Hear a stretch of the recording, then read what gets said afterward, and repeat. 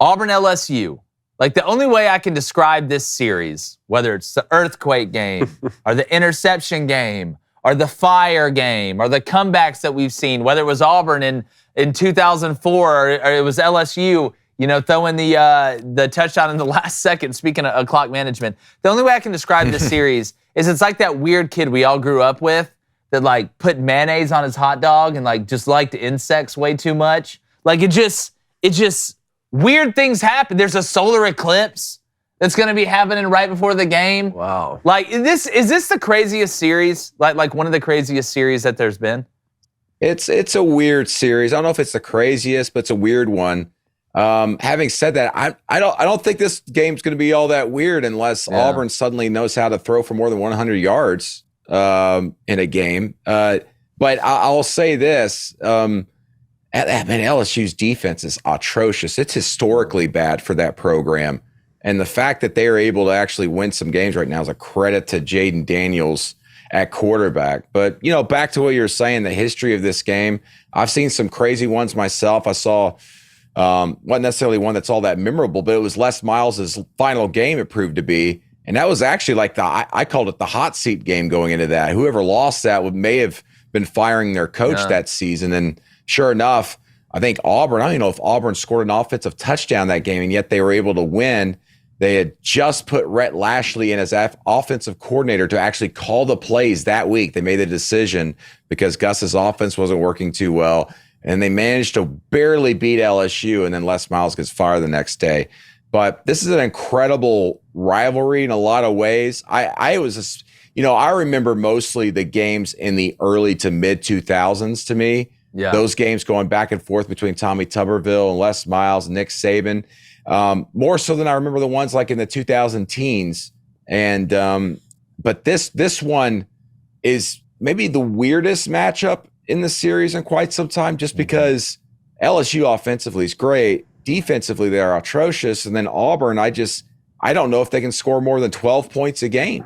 Yeah, well, look, and you want to help out a defense, be one-dimensional. Auburn has wide receivers right now outside of a couple guys, Fairweather at tight end, and they've got a couple slot guys that are playing well. But outside of that, nobody really scares you.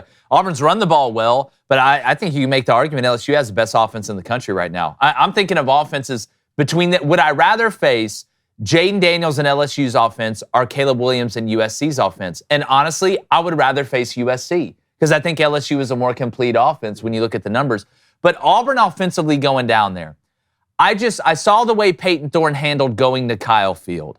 And we've said that going down to Baton Rouge is going to Mordor. Like, you're there, right? I mean, there's orcs coming out of the mud. Like, I mean, the swords lighting blue. It's crazy down there. We know it's a night game down there in Death Valley. If Peyton Thorne was shook going to Kyle Field, playing at 11 o'clock, this man's it's gonna be the exorcism of Emily Rose against LSU. And I'm having trouble seeing the way that Auburn can score enough because they don't have a pass rush on defense outside of pressuring that can get to Jaden Daniels. And if you get skinny in the back end against Jaden Daniels with Brian Thomas Jr. and Malik Neighbors, David, it's gonna be a roast session.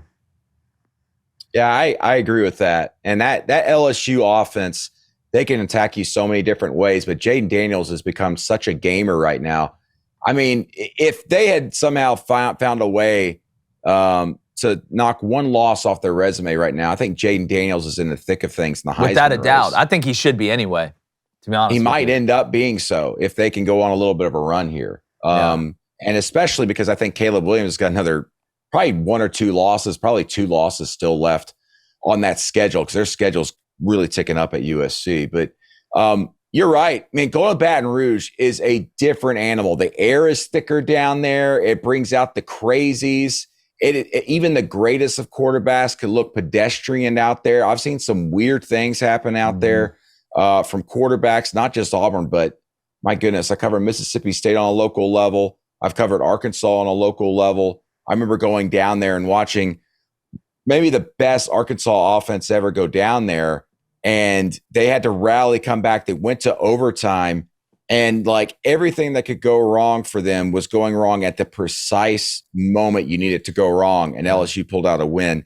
It's very strange down there. The fans, as you know, are rowdy. They rock those buses when you roll in and you start to park there.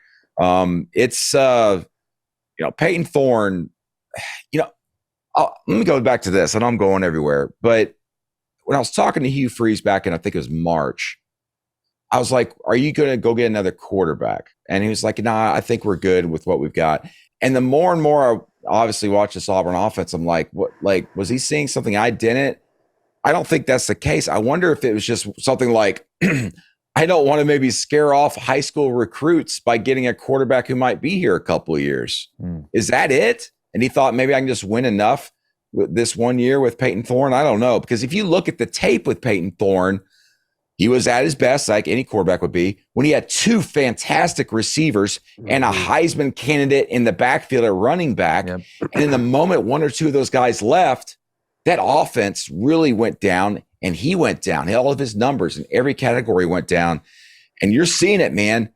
He does not have elite receivers. He doesn't have elite speed around him.